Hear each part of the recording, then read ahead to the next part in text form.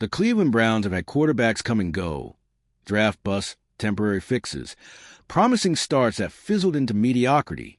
But when Shedeur Sanders stepped onto the practice field for his first full training camp with the Browns, something felt different. No flash, no theatrics, just precision, grit, and silence from the critics who didn't see it coming. It wasn't just a good practice. It was historic. 27 consecutive touchdown passes. Not drills, not warm-ups. Red zone competition, live speed against an NFL defense. He followed that with 19 deep balls over 20 yards, each a frozen rope into a tight window. He completed 67 of 70 passes, a 95.7% completion rate in a league where defenders are faster, smarter, and hungrier than anything he faced in college. And yet, Shedeur was the calmest man on the field. If you're into the real story and all the messy twists they don't show on highlight reels, go ahead and subscribe. And if you're sticking around to see how this Browns QB chaos plays out, you should definitely be subscribed. Scouts watched in disbelief. Coaches stopped correcting and just watched. Even veterans, players who've seen it all, shook their heads on the sideline because this wasn't hype anymore. It was undeniable production, and it raised one overwhelming question. How did this guy fall to the 5th round? Let's rewind. Shedeur Sanders wasn't some anonymous college quarterback from a Division III school. He played at Jackson State under the spotlight of his legendary father, Deion Sanders, and then at Colorado, where he broke passing records and showcased intelligence, mobility, and command. He was the most prepared quarterback in the 2025 draft, period. Yet 143 players were selected before him. Offensive linemen, defensive backs, kickers, punters. Some teams said he lacked elite measurables. Others questioned his fit in their system. A few even whispered the unspoken, too flashy, too confident, too much baggage with a last name. Shedeur heard it all, and he remembered. Now, every spiral he throws is a response. Every perfect touch pass is a rebuttal. Every touchdown in practice is a reminder they got it wrong. Practice isn't a guarantee of success.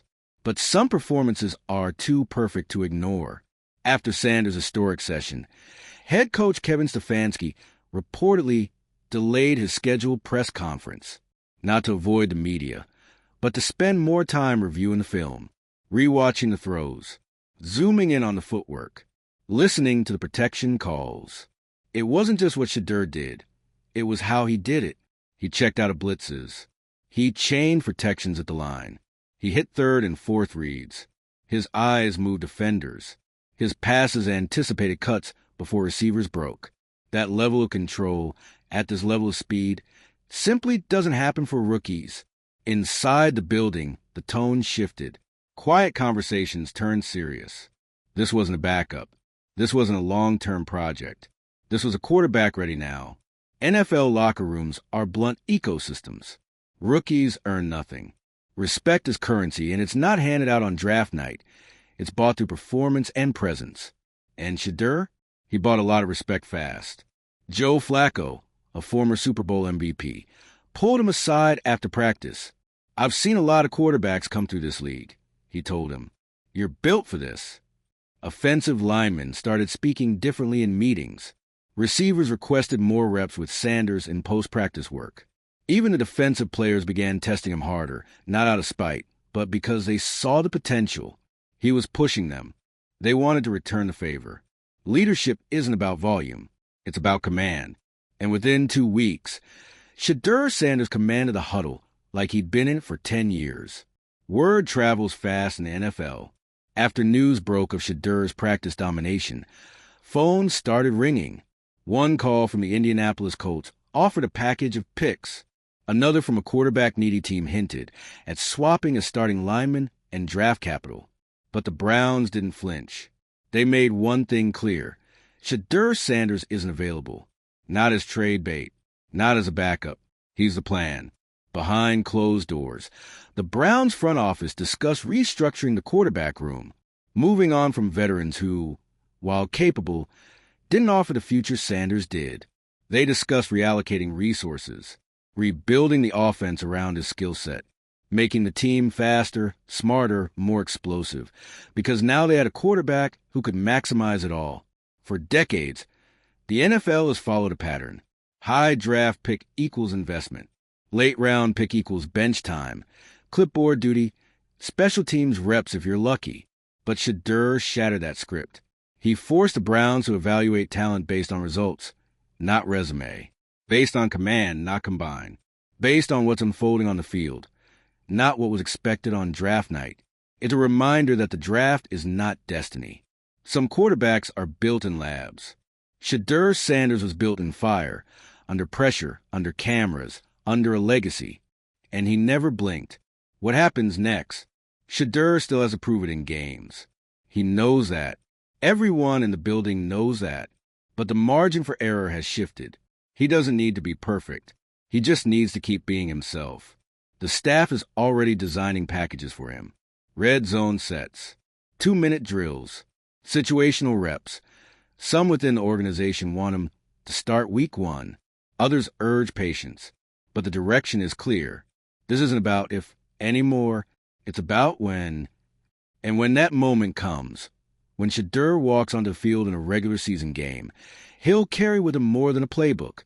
He'll carry a message. To every scout who overlooked him. To every coach who didn't return the call. To every analyst who questioned his name. You were wrong. And he doesn't need to say it out loud. His throws already speak for him. This moment is about more than football. It's about challenging the assumptions that hold players back. About recognizing leadership in all its forms. About understanding that greatness doesn't always come packaged with a perfect 40-yard dash or Ivy League diction. Sometimes it comes in the form of a 5th-round pick who just keeps throwing touchdowns. Sometimes it comes from someone who refuses to fit the mold because he's building a new one. And maybe, just maybe, Shedeur Sanders isn't just rewriting his own story. He's rewriting what the league believes a rookie can be. In the days following his record-breaking practice, Shedeur Sanders didn't strut around the Browns facility like a superstar. He didn't demand attention. He didn't give cocky interviews. He showed up early, hit the film room, and got back to work. Because for Shedeur, the 27-touchdown practice wasn't a climax. It was just the baseline. The veterans noticed. The equipment staff noticed. The assistant coaches who've seen dozens of hyped rookies flame out, they noticed too. It wasn't just the skill set that set Shedeur apart. It was how he carried himself afterward. When the media requested to sit down, he passed. When teammates asked to throw after practice, he said yes. When the scout team needed an extra arm for a defensive walkthrough, he volunteered. That's leadership, not just when the cameras are rolling, but in the spaces where no one's watching. Within a week, the locker room dynamic started to shift. Normally, rookies are expected to sit in silence, absorb the culture, and find their place. But Shedeur didn't just find his place. He built one. Wide receivers began requesting that Shedeur throw them passes in individual drills. Even the starters, not out of favoritism, but because his timing, accuracy, and feel were that much better. The offensive coordinator began leaning on him more in meetings when discussing red zone adjustments. It was Shedeur who spoke up with a suggestion about flipping the formation to get a mismatch. And it worked. Even defensive players, who are often the last to give rookies their flowers, started chirping less and dapping him up more. In NFL culture, respect is earned in blood, sweat, and wins. And Shedeur was earning it by the gallon. The Browns front office had hoped to keep Shedeur's development low profile. Bring him along slowly. Let the fans focus on the veterans. But the practice footage leaked. The numbers hit Twitter. And suddenly, Shedeur Sanders wasn't just a name within Cleveland. He was the most talked about rookie in the league. National sports shows couldn't ignore it. Debate panels turned into Shedeur segments. Is he ready now? Did 31 teams just whiff on the next great quarterback? Should the Browns make him the starter immediately? Even retired legends chimed in on social media. One Hall of Famer tweeted, "I've never seen a rookie with that kind of composure. If he can do it in practice, he can do it on Sunday." That tweet got millions of views. And with each viral clip, each glowing report, the pressure ratcheted up. Suddenly, The Browns weren't just developing a quarterback. They were managing a phenomenon. The front office met behind closed doors. Could they really start a rookie who hadn't even played a preseason game yet? Would it disrupt team chemistry? Would the veterans resent him? But the deeper they looked, the clearer the answer became. This wasn't some flash-in-the-pan hype machine. This was the future. When the Browns announced their preseason lineup, the decision was made public. Shedeur would play the second half of the opening game. Some fans were frustrated. They wanted to see him start. Others thought it was smart. Ease him in, avoid overwhelming pressure. But in the locker room, the vibe was clear. Shedeur was about to turn the league upside down. As kickoff approached, reporters swarmed the Browns sideline. Social media buzzed with anticipation. Jerseys with his name sold out in the team shop before halftime. And when the third quarter began, Shedeur jogged onto the field with calm confidence. The offense huddled around him. He looked each of his teammates in the eyes and simply said, "Let's move." The first play, a quick out for 6 yards. The second, a read option keeper for 12. The third, a 28-yard laser on a post route that split two safeties. By the end of his first preseason drive, Shedeur had gone for with 52 yards and a touchdown. Mic'd up on the sideline, a veteran lineman said, "This ain't a rookie. This is a grown man." The film from the preseason debut went straight to the coaches' laptops. Every throw was studied, every foot placement analyzed, every audible reviewed, and it all checked out. He read zone blitzes correctly. He adjusted protection slides. He hit tight windows. He never once looked rattled, even when facing a disguised safety blitz on third down. By the end of the week, the quarterback meeting room had a new seating arrangement. Shedeur sat at the front. He wasn't being treated like a developmental piece anymore. He was the centerpiece. The staff started giving him more reps with the first team. Practice periods were shifted to accommodate his feedback. The offensive playbook began evolving, not simplified for a rookie, but sharpened to match Shedeur's vision. And perhaps most telling, during a closed-door scrimmage, Shedeur was given the headset. He called the plays. By late August, the hierarchy in the locker room was no longer theoretical. Shedeur was QB1 in the eyes of players. When the team broke huddles, more eyes turned to him than anyone else. During water breaks, defensive captains sought his input. "What did you see on that last drive?" They'd ask. He answered with clarity. "No ego, just ball." And when a rookie receiver dropped a pass during a 2-minute drill, Shedeur didn't roll his eyes or complain. He pulled the kid aside and calmly walked him through the route. Next rep, same route, same ball, catch, first down. That kind of leadership doesn't show up on stat sheets, but it changes franchises. The Browns coaching staff had a decision to make. Shedeur had dominated practice, shown poise in preseason, and earned the respect of the locker room. But could they really start a fifth-round rookie in week 1? The media speculated. Fans debated. Former players weighed in. But internally, the Browns weren't debating anymore. They were preparing. The offensive line began drilling new cadence patterns, ones that Shedeur preferred. The receivers studied his timing. The play callers tweaked their red zone packages to accommodate his touch passes. Even the defense got involved. In full team meetings, the defensive coordinator said, "We need to make him sharper. Push him. Force him to beat us every day." And he did, day after day. Shedeur dissected their coverages, moved the ball, and never made the same mistake twice. This wasn't just a rookie having a good camp. This was a seismic shift in what's possible at quarterback. The league has long clung to prototypes. Tall, pocket passer, polished resume from a top-tier school, preferably quiet, preferably uncontroversial. But Shedeur defied all of it. He came from an HBCU and then a rebuild at Colorado. He brought personality, fashion, and legacy. He didn't apologize for his confidence. He didn't lower his voice in meetings to make veterans comfortable. And still, he led with grace. The Browns knew they had something special. But the rest of the league? They were just starting to figure it out. Because you can't measure fire. You can't predict poise. And you definitely can't chart hard. And Shedeur Sanders had all three. As the final preseason whistle blew, the Browns staff huddled for one final roster review. When they got to quarterback, there was no hesitation. Shedeur Sanders was officially named the starter, and not because of marketing, not because of hype, but because he was the best quarterback in the building. When the players were told, the locker room erupted. No division, no resentment, just belief. Belief that the kid who'd started at the bottom of the draft now stood at the top of the depth chart. And as Shedeur stood in front of the team, he didn't give a speech.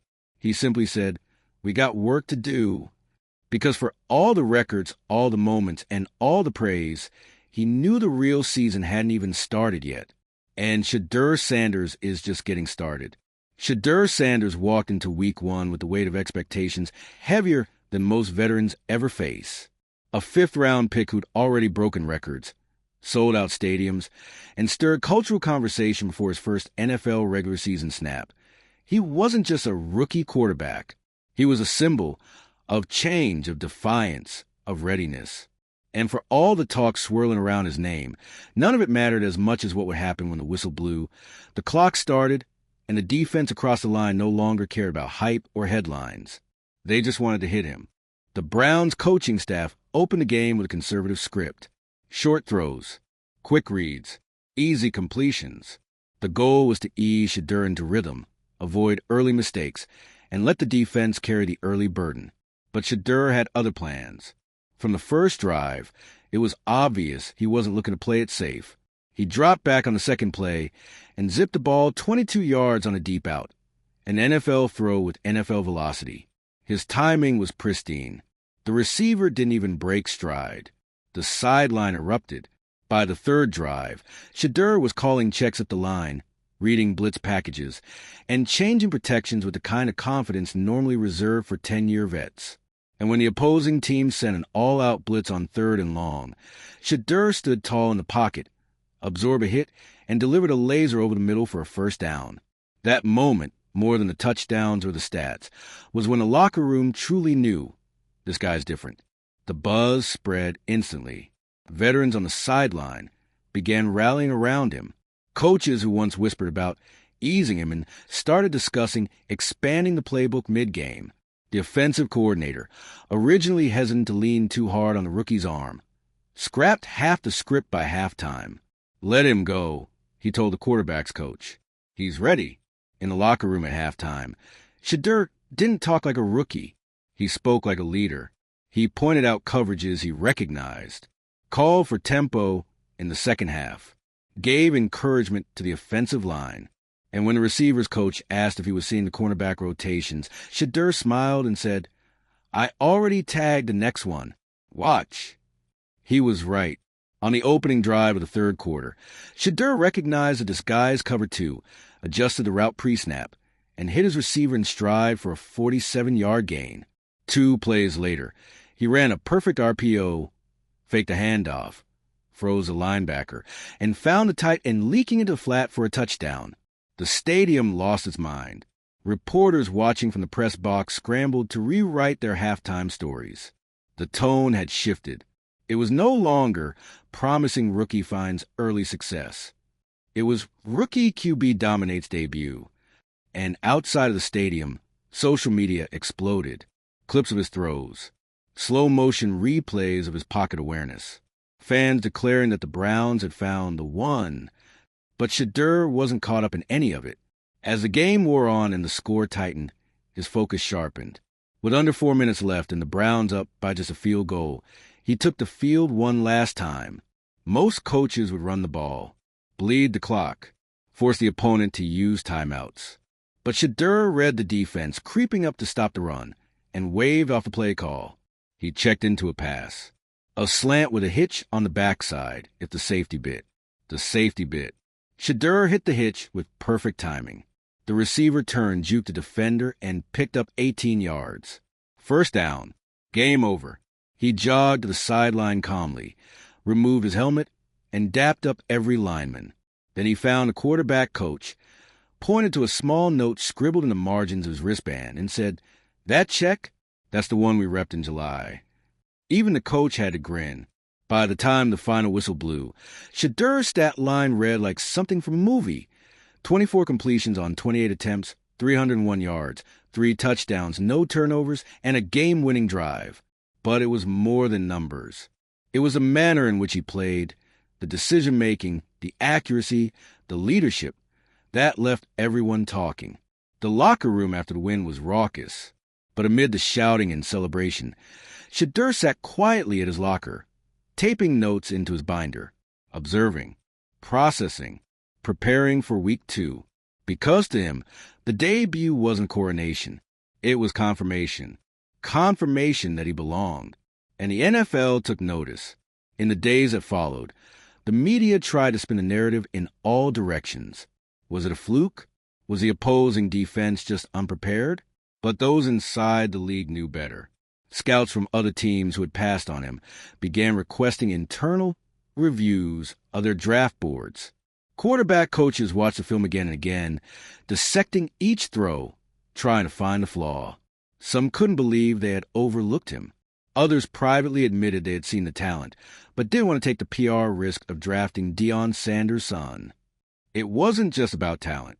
It was about brand, about optics, about the fear that Shedeur would come in with too much baggage, too much spotlight. But now that spotlight looked a lot more like a beacon. Meanwhile, in Cleveland, the locker room had fully bought in. Players wore QB1 shirts to practice. The offense played with new rhythm. Even the defense raised their level, knowing that if they got the ball back, Shedeur would capitalize. Practices became more intense. Film sessions ran longer. The entire culture began shifting. The coaching staff, initially cautious, now leaned into movement. The playbook expanded. Read option looks were introduced. Tempo packages were added. They began scripting drives not around a rookie's limitations, but around a playmaker's strengths. And Shedeur, he thrived in it. By mid-season, the MVP murmurs began. Fans laughed at first. A rookie MVP? It had never been done. But as Shedeur continued to dominate, game after game, clutch throw after clutch throw, the conversation shifted. It wasn't about whether he could win MVP. It was whether anyone could stop him. And in every press conference, Shedeur brought it back to the team. I just want to win. Everything else is noise. But the noise wasn't stopping anytime soon.